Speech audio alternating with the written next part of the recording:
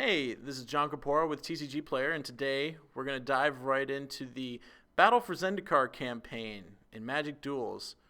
Round 1, your mono white deck paired up against the Eldrazi. And whoo boy, is this not a keeper, but for some reason I kept it. Great.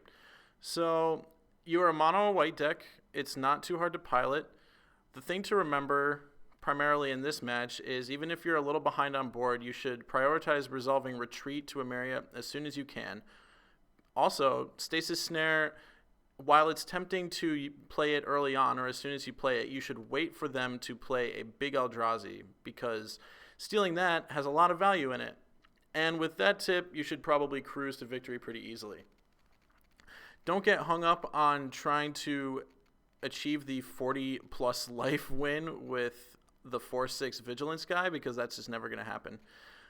Game 2, you are playing against the Zendakari and you're still mono white. In Limited, there is a tradition of never trading down. So while this 1/1 attacks, I'm not going to block with a 3/1, even though it would result in a trade because that is trading down. I would much rather get the 3/1 or a 2/2 for my 3/1. And here comes Retreat. So you'll see I have 2 retreats in my hand, but I don't need to play the second one until I draw that 5th land, which I do. And now every land is 2 1/1s, and I can't really lose at this point. So it just pays to be patient with Retreat to Emeria. None of the AI decks are very aggressive, which means that games are going to go long. The matchups generally don't favor you going aggressive. You just play for a nice long game. Be able to anticipate what your opponent's going to have. Always save your removal until you absolutely need it. It follows a lot of the principles that draft follows. So if you just adhere to that stuff, you'll be fine. This attack was great, by the way. Having 2 retreat to Emerias in play is pretty unfair. I wasn't losing that game. Game 3 is you are Gideon's army now, and you're playing against the Eldrazi. So now you'll see that there's another color in the mix. We've got 2 known colors, and this draw was kind of a runaway train.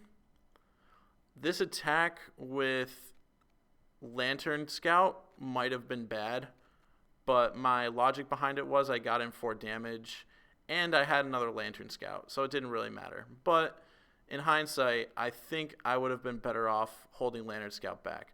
The reason I was tempted to do it was because with this board state, I figured the only way I was going to lose was if he was able to sacrifice those Eldrazi Scions to create some huge Eldrazi that I couldn't really deal with. But the game progressed in such a way that it didn't really matter. And you can see the turn after he makes a pretty aggressive attack, I'm going to attack him for quite a bit of first strike damage here, and he basically has no way to win now. He would have to draw exactly Mogg to not just lose next turn on the spot. So this is kind of an argument for always playing games to their natural completion instead of just conceding when it looks like you're behind.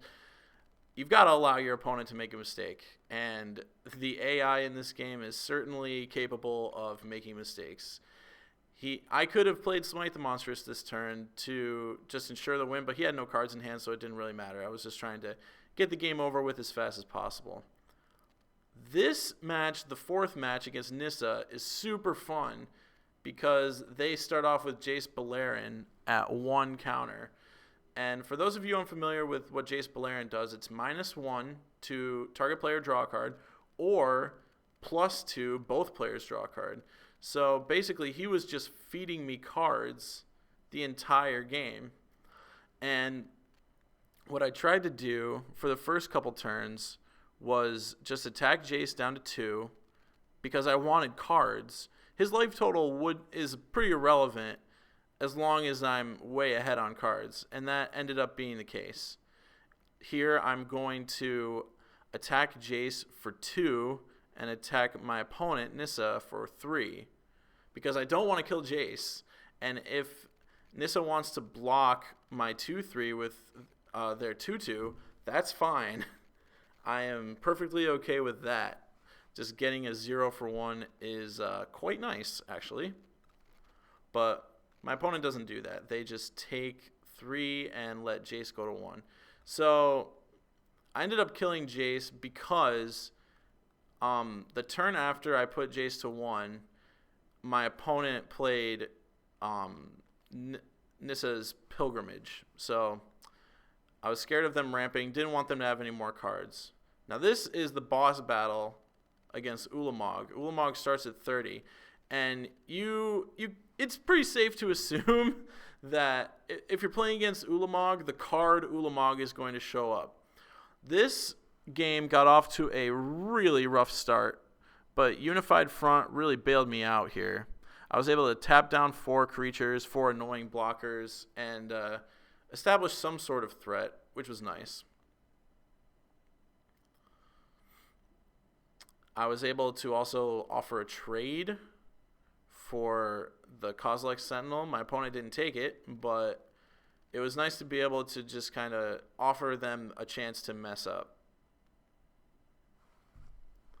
You'll notice I have 2 Stasis Snare in my hand, and those are super important because one of them is going to hit Ulamog, and then the next one is just going to take care of whatever problem comes post Ulamog.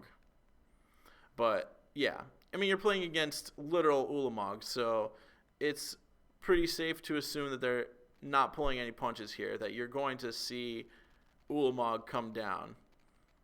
Now, I thought when my opponent was going to play Ulamog that they would just destroy maybe 2 lands and keep me off of colors.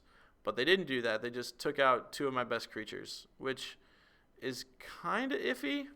Oh, I love how Stasis Snare points to one of my cards as if, oh, you probably want to take your own creature with this Stasis Snare, right? Wrong-o. So the board eventually progressed to this. It got pretty hairy, I'm not going to lie. But eventually I just got a critical mass of allies and was able to start swinging. And this is actually an Alpha Strike, thanks to the Menace ally. So that was it. You just have to, against Ulamog, I got to about 3 life, but as long as you keep plugging away, you can do it. And that's our review for Duels. Hope you liked it.